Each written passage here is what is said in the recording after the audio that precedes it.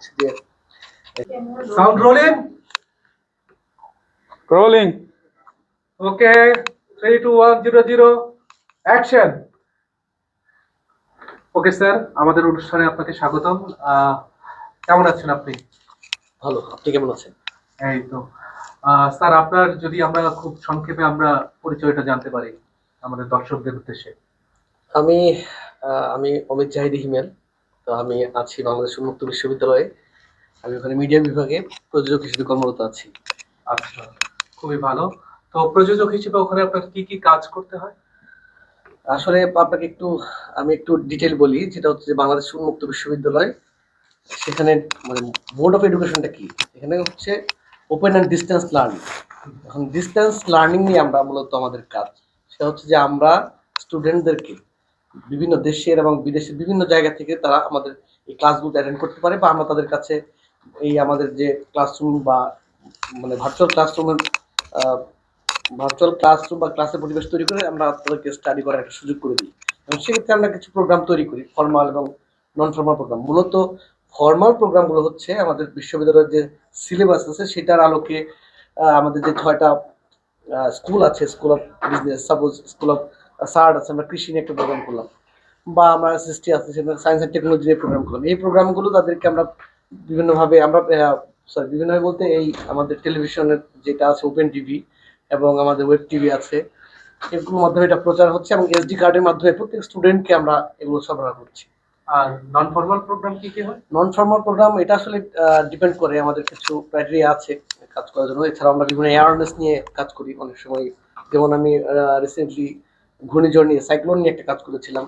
তাছাড়া বিভিন্ন বিশেষ দিবসগুলোতে আমাদের প্রোগ্রাম হয়। আচ্ছা আচ্ছা, একটা ভিন্ন রকম প্রশ্ন করি যে আপনি পড়াশোনা করেছেন। আপনি এই প্রশ্নটা একটু পর করেন, আমি একটু সেটআপ চেঞ্জ করি।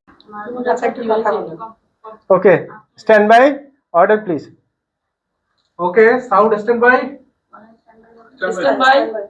Role sound, Rolling. শাবাশ।